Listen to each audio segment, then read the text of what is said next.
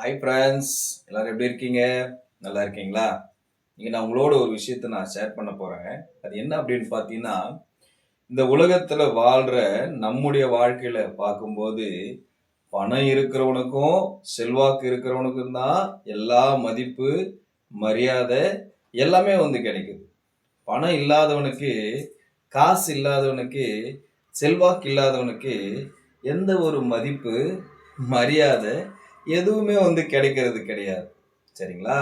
அது ஆமாம் தானே? உண்மை தானே? அதை தான் நான் உங்களோட இப்போ பேச வந்திருக்கிறேன். என்ன அப்படின்னா, பைபிள்லேருந்து ஒரு சம்பவத்தை நான் உங்களுக்கு சொல்றேன். லூக்கா 18வது அதிகாரத்துல 1லிருந்து 8ஆம் வசனம் வரைக்கும் சொல்லப்பட்டிருக்குது. அங்க ஒரு மனுஷன் ஒருத்தன் வராங்க. அவன் பெரிய ஒரு பணக்காரனா. அவன்கிட்ட நிறைய பணம் இருக்குது, சொத்துக்கு இருக்குது, எல்லாமே அவன்கிட்ட இருக்குது. ஆனா அந்த மனுஷன் கடவுளை கொஞ்சம் கூட மதிக்க மாட்டானாங்க. கடவுளை கொஞ்சம் கூட மதிக்க மாட்டான். ஏன்னா அவங்ககிட்ட அவ்வளவு பணம் இருக்குதுங்க. அப்படி இருக்கும்போது அவன் அவ்வளவு பணம் வச்சிருக்கான். இன்னொன்னு, அவன் எந்த ஒரு மனுஷனுமே மதிக்க மாட்டான். ஏன்னா அவங்ககிட்ட பணம் இருக்குது, மற்றவங்கிட்ட அது இல்லை. அதனால ரொம்ப ஒரு மட்டமான ஒரு காரியங்கள் அங்க செய்கிறதா இருக்கிறான். அப்போ அந்த ஒரு மனுஷன் அப்படி வாழ்ந்துட்டு இருக்கும்போது, அந்த ஊர்ல ஒரு அம்மா ஒருத்தர் இருக்கிறாங்க. அவங்க புருஷனை இழந்து போன ஒரு விதவை. இன்னைக்கு குடும்பமா இருக்கிறவங்களே நம்ம என்ன பண்றோம்னா, காசு பணம் இல்லைன்னா மதிக்கிறது இல்லை. ஆனா ஒரு புருஷனை இழந்த ஒரு விதவையான ஒரு அம்மா அந்த இடத்துல இருக்கிறாங்க. அவங்களுக்கு ஒரு சின்ன ஒரு பிரச்சனை ஒன்று நடக்குது. என்ன அப்படின்னா, அவங்களுக்கும் அவங்க பக்கத்து வீட்டில் இருக்கிறவங்களுக்கும் ஒரு சின்ன ஒரு பிரச்சனை ஒன்று நடக்குது.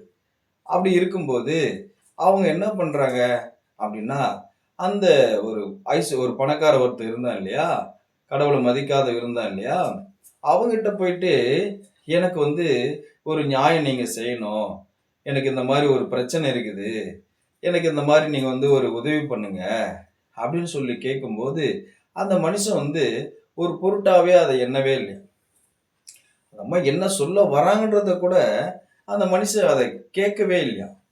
அவன் பாட்டு அவன் போயிட்டே இருக்கான். இப்படியே போயிட்டு இருக்கும்போது, ஆனா ஒரு விஷயம் நடக்குது பாருங்க. என்ன அப்படின்னா, அந்த அம்மா இவங்களுடைய பிரச்சனையை சொல்றத கூட அந்த மனுஷன் கேட்க மாட்டேங்க. ஏன்னா அவன் அவ்வளவு பிஸியான ஒரு ஆளா இருக்கிறான். காது கொடுத்து கேட்க மாட்டேங்கிறான். அப்ப அப்படி இருக்கும்போது அந்த அம்மா ஒரு காரியத்தை செய்யறாங்க. என்ன அப்படின்னா, தொடர்ந்து டெய்லி அந்த மனுஷங்கிட்ட போறாங்க. நீங்க எனக்கு நியாயம் செய்யணும், நீங்க எனக்கு உதவி பண்ணணும், நீங்க எனக்கு உதவி பண்ணுங்க அப்படின்னு தொடர்ந்து அந்த மனுஷங்கிட்ட போய் கேட்டுட்டே இருக்கிறேன். அப்படி கேட்கலாமாங்க? நாம கேட்பனாங்க? நீங்க கேட்பீங்களா? நான் கேட்பேனா? கேட்க மாட்டோம். ஏன்னா ஒருத்தர்கிட்ட நம்ம ஒரு விஷயத்த சொல்றோம் அப்படின்னா, அவங்க அந்த விஷயத்த காது கொடுத்தே கேட்கலன்னா, மரியாதை இல்லாத இடத்துல நாம் இருப்போமா? இருக்க மாட்டோம். அப்போ அப்படி இருக்கும்போது அந்த அம்மா பாருங்க, தொடர்ந்து அந்த மனுஷங்கிட்ட போய் பேசிட்டே இருக்கிறாங்க. தன்னை மதிக்கலைன்னா கூட பரவாயில்ல, எனக்கு நியாயம் செய்ய வேறு யாரும் இல்லை, அவங்களால மட்டும்தான் நியாயம் செய்ய முடியும், அவங்களால மட்டும்தான் நியாயம் செய்ய முடியும் அப்படின்னு தொடர்ந்து போய் அந்த மனுஷங்கிட்ட போய் கேட்டுட்டே இருக்கிறாங்க. அப்படி கேட்டுட்டே இருக்கும்போது அந்த மனுஷனுக்கு ஒரு யோசனை வருது. அந்த பணக்காரனான மனுஷனுக்கு ஒரு யோசனை வருது. என்னடா இது, நம்ம கடவுளையும் மதிக்க மாட்டோம், எந்த மனுஷனையும் மதிக்க மாட்டோம், இப்படி இருக்கிற என் வாழ்க்கையில என்கிட்ட இந்த அம்மா நியாயம் செய்யுங்க, நியாயம் செய்யுங்கன்னு நம்ம கிட்ட கேக்குதே அப்படின்னு சொல்லி அவருக்கு ஒரு ஒரு மனஸ்தாபம் ஒண்ணு வருதுங்க. ஒரு மனஸ்தாபம் ஒண்ணு வருது. ச்சே, என்னடா இது, நம்ம அவங்கள ஒரு பொருட்டாவே மதிக்கல, ஒரு பொருட்டாவே நம்ம நினைக்கலன்னா கூட நம்மளை தேடி வராங்களே, நம்ம கிட்ட வராங்களே, நம்ம கிட்ட கேட்கறாங்களே அப்படின்னு சொல்லி அந்த மனுஷனுடைய மனசு மாறிச்சாங்க. அப்படி மாறும்போது அந்த மனுஷன் கேட்கிறான், நான் அந்த அம்மாவுக்கு ஏதாவது ஒண்ணு பண்ணியே ஆகணும், அந்த அம்மா என்னை விடாம தொந்தரவு பண்றாங்க, அந்த அம்மா வந்து என்னை தொந்தரவு பண்ணாம இருக்கிறதுக்காவது நான் அவங்களுக்கு ஏதாவது நியாயம் செஞ்சே ஆகணும் அப்படின்னு ஒரு தீர்மானம் பண்ணி அங்க ஒரு முடிவு எடுக்கிறானுங்க. இது இருந்து நான் உங்களுக்கு என்ன சொல்ல வரேன் அப்படின்னா, கடவுள்கிட்ட நாம ஒரு காரியங்களை கேட்கிறோம். ஒரு வேண்டுதல, ஒரு ஜெபங்கள நம்ம வந்து ஏறெடுக்கிறோம். அப்படி ஏறெடுக்கும் போது உடனே எனக்கு இன்னைக்கு ஜெபிச்சேன்னா இன்னைக்கே நடந்துடணும். நான் என்ன கேட்கிறேனோ அது எனக்கு கிடைச்சிடணும். எனக்கு நாளைக்கே அது வந்து கிடைச்சிடணும். அப்படின்னு நம்ம ஒரு அக்ரிமெண்ட் வச்சு கடவுள்கிட்ட நம்ம ஒரு ஒரு பிரார்த்தனை நம்ம வந்து செய்வோம்.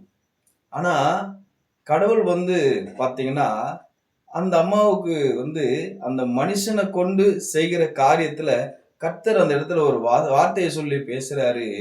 தேவனை மதிக்காதவனும் மனுஷனை மதிக்காதவனுமான மனுஷனே ஒரு மனுஷன் தன்னிடத்துல வந்து பரிந்து பேசி விடாம என்னை நோக்கி கூப்பிடும்போது அந்த மனுஷனுடைய இருதயம் மாறுது இல்லையா? அந்த மனுஷனுடைய இருதயம் மாறுது இல்லையா? அப்ப அப்படி இருக்கும்போது பாருங்க, ஆண்டவர் அந்த இடத்துல சொல்லுகிறாரு, தேவனை அறியாதவனும் மனுஷனை மதியாதவனுமான அந்த மனுஷனே இப்படி செய்வானானால் இரவும் பகலும் என்னை நோக்கி கூப்பிடுகிற என்னால் தெரிந்து கொள்ளப்பட்ட என் பிள்ளைகளாகிய எல்லாருக்கும் நான் கொடுப்பது அதிக நிச்சயம் இல்லையா அப்படின்னு சொல்லி கேட்கிறார். இந்த இடத்துல நம்ம ஒரு விஷயத்த பார்க்கணுங்க. நம்ம கடவுள்கிட்ட நமக்கு என்ன வேணும்ன்றத நம்ம இடைவிடாம கேட்டுக்கொண்டே இருக்கணுங்க.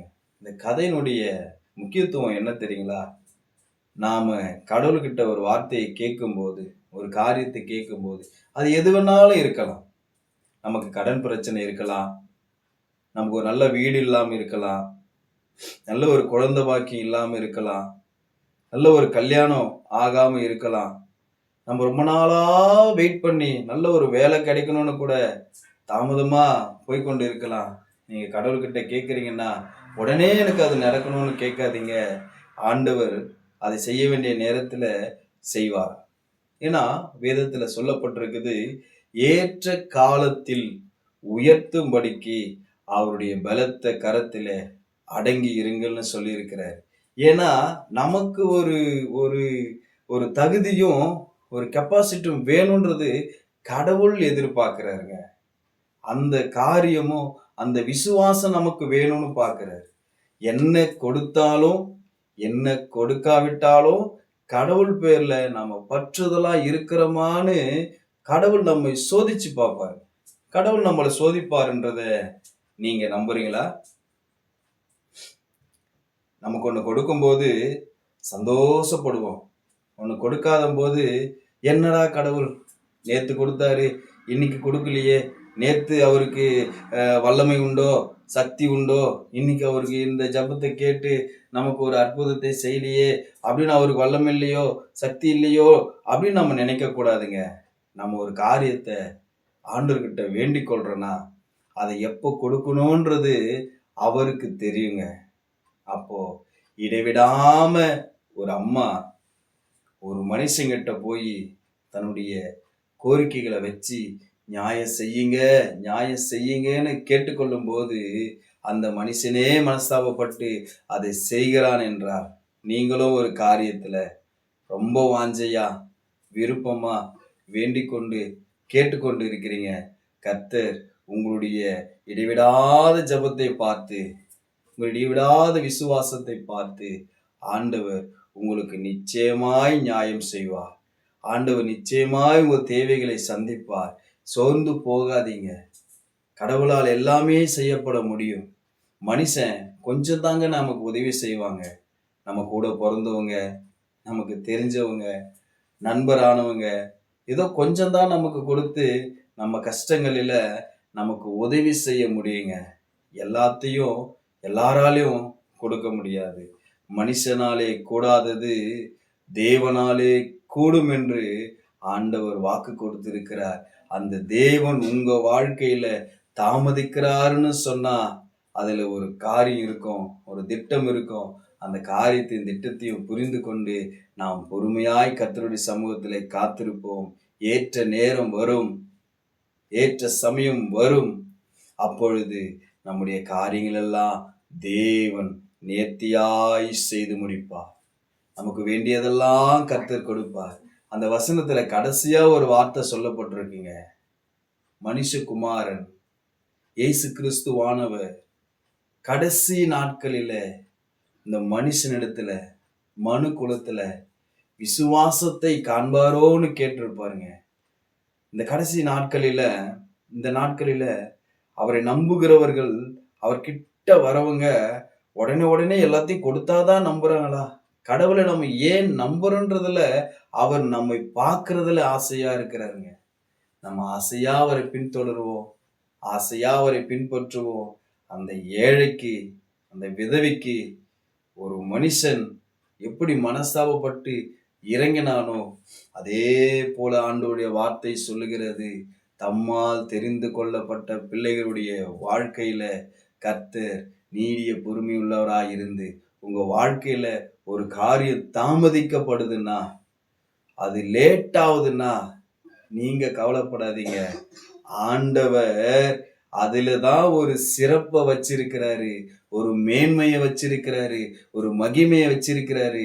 அது இன்னைக்கு நீங்க பார்க்கும்போது என்னடா நம்ம வாழ்க்கை இவ்வளோ அற்பமா இருக்குதே, ஒண்ணுமே இல்லாமல் இருக்குதே, நமக்கு ஒண்ணுமே நடக்காம இருக்குதுன்னு நீங்க நினைக்கலாம். ஆனா அது நடக்கும்போது பாருங்க, அது எவ்வளோ மகிமையா இருக்கும் தெரியுமா? அது நாம நினைச்சு கூட பார்த்திருக்க மாட்டோம். நீ அறியாததும் உனக்கு எட்டாததுமான பெரிய காரியங்களை கர்த்தர் செய்வாராம். இதை கேட்டுக்கொண்டிருக்கிற நீங்க இயேசுவை அறிந்தவர்களா இருக்கலாம். இன்னும் பலப்படுங்க, இன்னும் ஆண்டவரிடத்துல கேட்டுக்கொள்ளுங்க. தேவன் உங்களை ஆசீர்வதிப்பார். நீங்க புதுசா கேட்கிறவங்களா கூட இருக்கலாம். நீங்க கவலைப்படாதீங்க. உங்க வாழ்க்கையில என்ன வேணுமோ அதை தேவனிடத்துல கேளுங்க.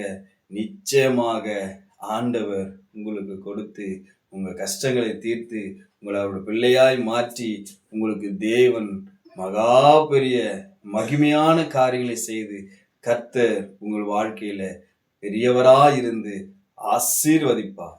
ஆமென்.